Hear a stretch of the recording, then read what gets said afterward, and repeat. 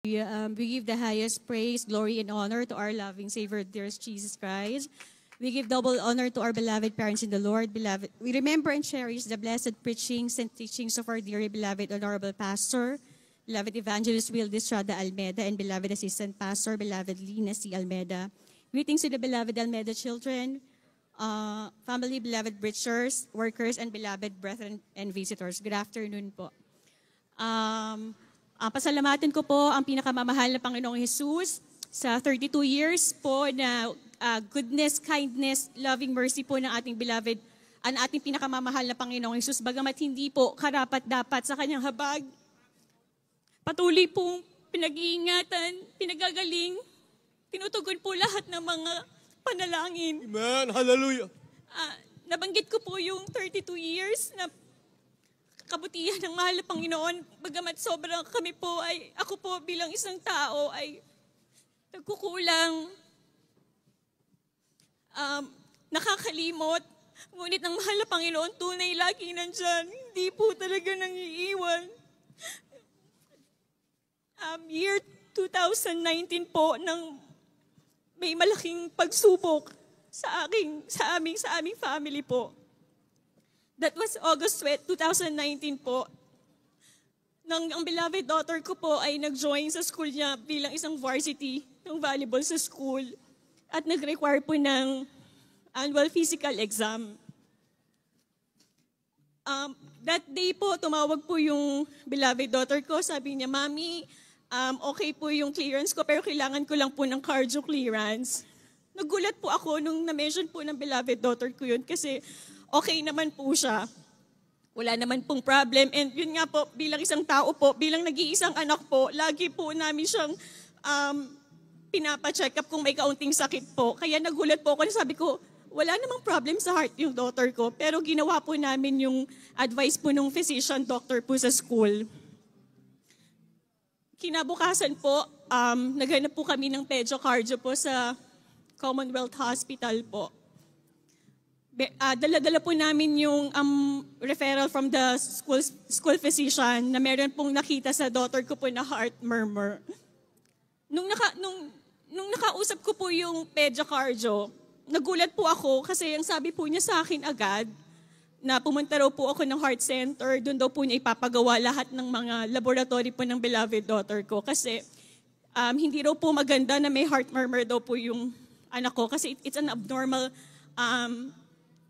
sound daw po sa heart. So ako naman po, hindi pa rin po ako masyadong kinakabahan kasi alam ko po okay po yung daughter ko.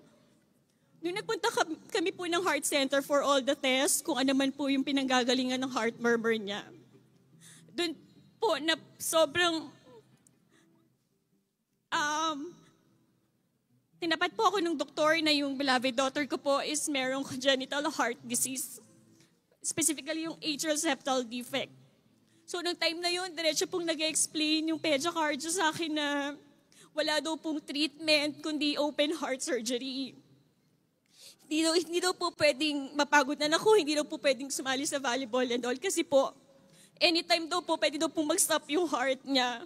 So, nung time po na yun, bilang isang tao nang hina po talaga kami ng beloved husband ko, hindi ko po alam kung ano po yung gagawin ng mga panahon na yan.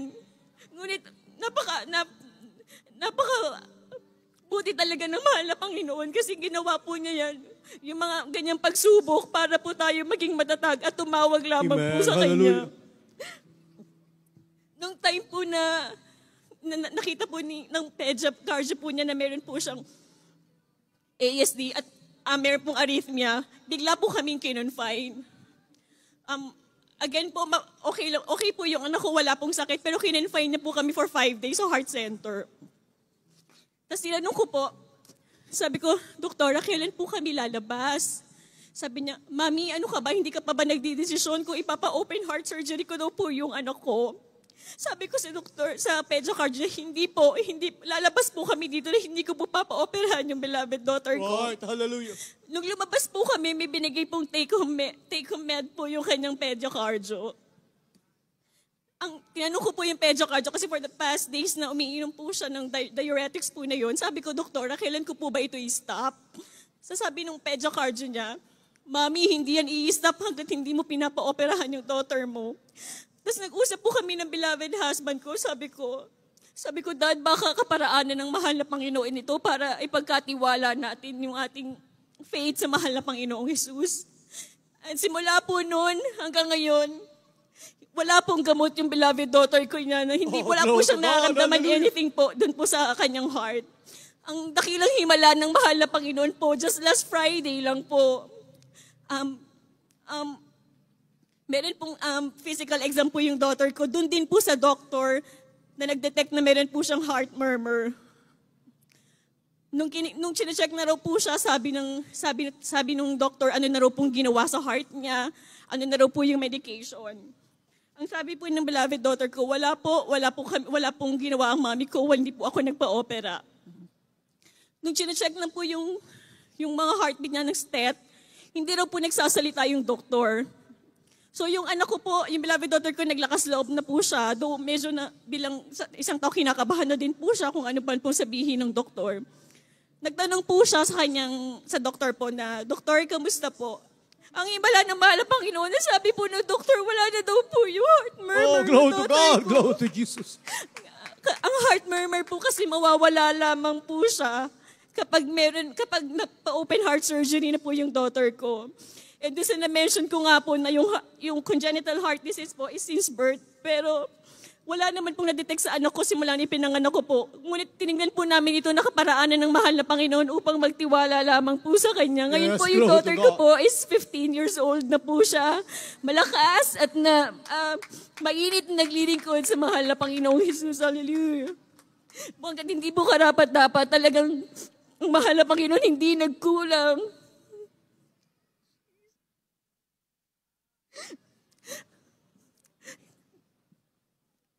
Maraming beses po na ako po ay nanghihina bilang isang tao, ngunit nandiyan ang mahal na Panginoon. Lagi lang po tayong magsumikap. Hallelujah. Sa pagdalo at tingin ng kanyang habag at awa sa unang panalangin ng mahal na pastor. Hallelujah. Thank you, Jesus. Hallelujah. At isang salamat ko pa po sa mahal na Panginoon.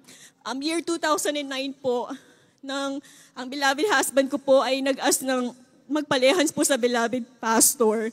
Gawa po ng gusto niya pong makapasok sa isang multinational company. Sobrang hirap po ng training ng exams po.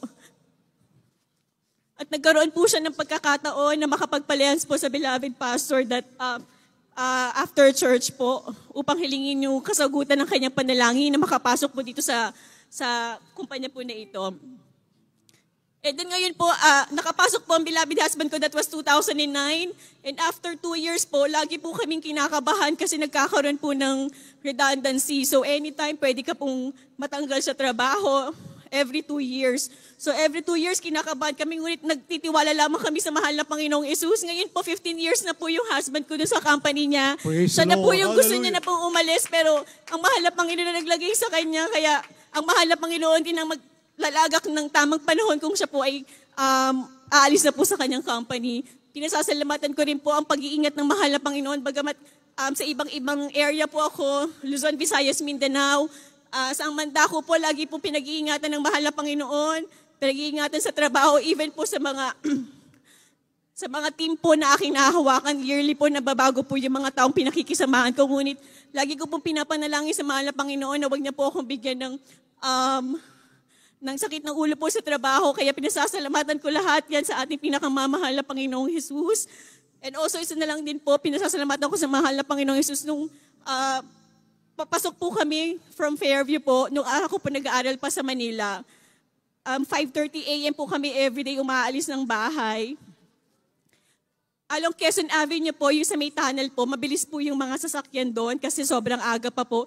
Hindi ko po namalayan na nakatulog na po pala ako doon nakatulog na po pala ako habang nagda-drive. Naramdaman ko na lang po kasi yung side mirror ko po, nag-close po siya kasi tumama na po pala siya doon sa van. Ngunit ang himala ng mahal na Panginoong Jesus para sa ganung impact lamang po na napakabilis sa sasakyan, nag-close lamang po, hindi man lang po tumama anything, ano man po yung car ko sa van. Hallelujah. Thank you, Jesus. Hallelujah.